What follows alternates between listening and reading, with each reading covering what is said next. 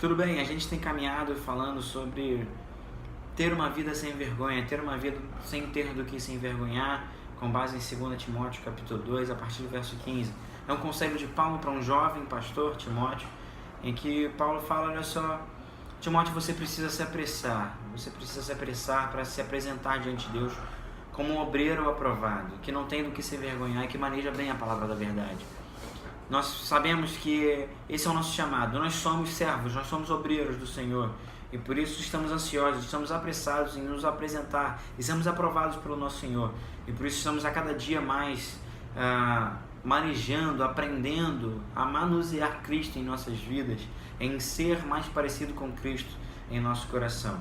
E Paulo continua o seu conselho a Timóteo, dizendo para ele evitar, a partir do verso 16 do capítulo 2 de 2 Timóteo, evite conversas inúteis e profanas, ou saia correndo, não permita que o seu coração seja inundado por conversas inúteis e profanas. Paulo está citando um pouco mais à frente, no verso 17, ensinamentos errados, ensinamentos falsos. Ele cita o caso de Himeneu e Fileto, que estão ensinando que a ressurreição já aconteceu. Himeneu e Fileto ensinavam que a ressurreição seria apenas uma ressurreição espiritual, não haveria uma ressurreição corpórea. E Paulo chama Timóteo a fugir disso. Por quê? Porque aqueles que se mantêm em conversas tolas e inúteis caminham de forma mais apressada para a iniquidade. Olha só, Timóteo, você tem o objetivo de ser aprovado por Deus e você está apressado para isso. Você não está apressado para caminhar para a iniquidade. Ora, o que significa caminhar para a iniquidade? Nesse texto, caminhar para a iniquidade significa caminhar para não honrar o Senhor. Caminhar para ser um vaso desonroso. Paulo vai terminar falando sobre vasos para honra e vasos para desonra. Como é ruim estar em um lugar e não servir para nada. Ou estar em um lugar e saber que a nossa conduta não está condizente com aquele lugar.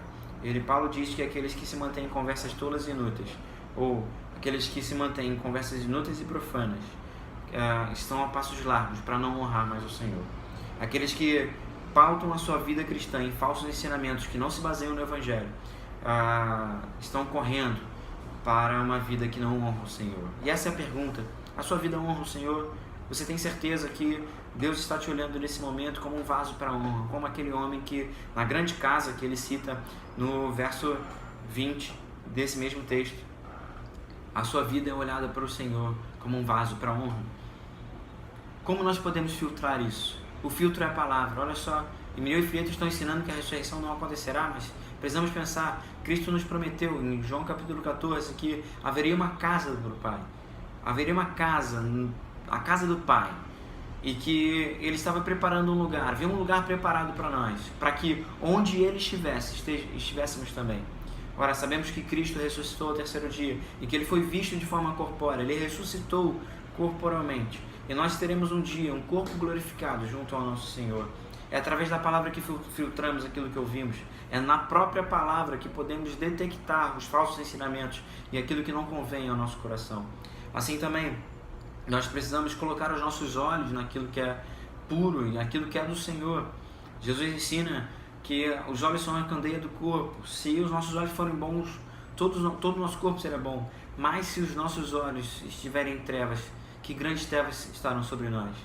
O Senhor Jesus no Sermão do Monte fala também que se o nosso olho nos faz pecar, que nós o lancemos fora. Se a nossa mão nos fizer pecar, que nós a cortemos fora. Porque Jesus não está falando de um cortar, de um tirar físico. Jesus está falando que os nossos olhos são a forma em que nós absorvemos coisas e colocamos coisas para dentro do nosso coração. E as nossas mãos simbolizam a atitude, simbolizam os nossos atos.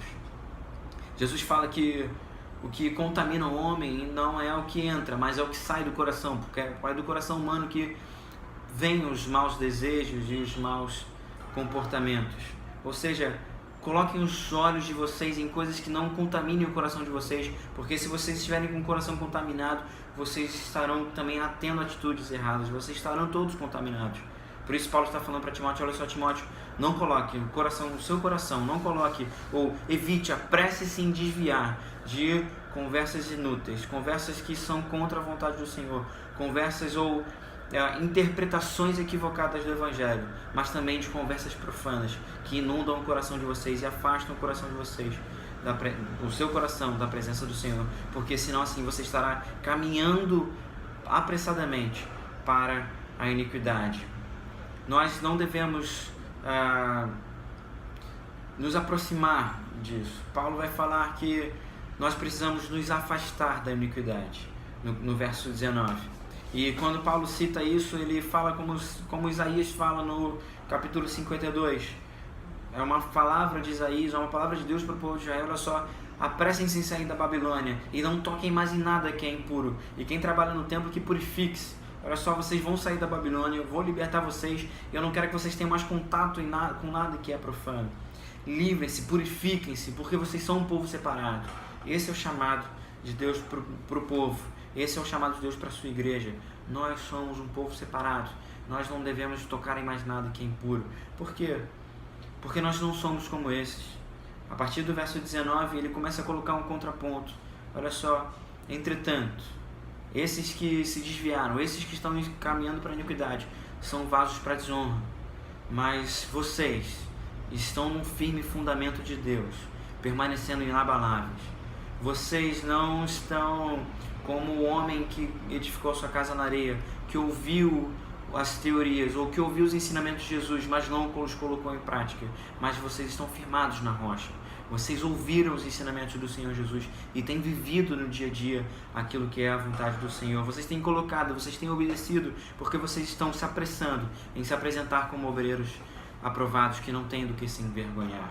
E por isso, nessa grande casa que é a igreja, a partir do verso 20, Paulo começa a usar essa linguagem, onde numa grande casa há vasos de barro e há vasos de madeira, que são quebráveis, que são vasos que se perdem com o tempo e que tendem à inutilidade. Vocês são vasos de ouro e de prata, vasos que não vão perecer, vasos separados, vasos que são marcados, que estão selados com uma inscrição: o Senhor conhece a quem lhe pertence. Vocês estão selados pelo Espírito Santo da verdade. Efésios 1, verso 13 diz que, olha só, aqueles que ouviram, creram e foram salvos pela palavra da verdade, esses têm um selo, têm uma marca, a marca da promessa, que é o Espírito Santo. Romanos capítulo 8, acho que verso 15, se eu não me engano, Paulo nos ensina que o Espírito Santo de Deus testifica ao nosso espírito que somos filhos de Deus. Essa é a nossa marca, é assim que Deus nos vê. A grande pergunta é: temos vivido coerentemente com essa verdade? Temos sido fiéis ao Senhor, ou temos hoje a consciência de que não somos vasos para honra? Tendemos à inutilidade. Nessa grande casa que é a igreja, somos inúteis, não somos eficazes, não estamos honrando ao nosso Senhor. Que não tenhamos do que nos envergonhar. Que ao olhar para a nossa vida, saibamos evitar as conversas profanas que enchem o nosso coração de maldade, que enchem o coração de coisas que são contrárias à vontade do Senhor e por isso contaminam o nosso ser, nos levando a tomar atitudes erradas. Também assim, com ensinamentos falsos, que por vezes barateiam a graça, facilitam a caminhada, alargam o caminho, mas não nos levam para a vontade do Senhor. Lembrando que o chamado do Senhor Jesus é o arrependimento, a mudança de mente, a metanoia, a mudança de pensamento. Olha, vocês pensavam de uma forma, agora vocês pensam de outra. Assim, Paulo também nos chama a termos a nossa mente transformada, tendo uma renovação de mente, para que assim possamos experimentar a boa, agradável e perfeita vontade do Senhor.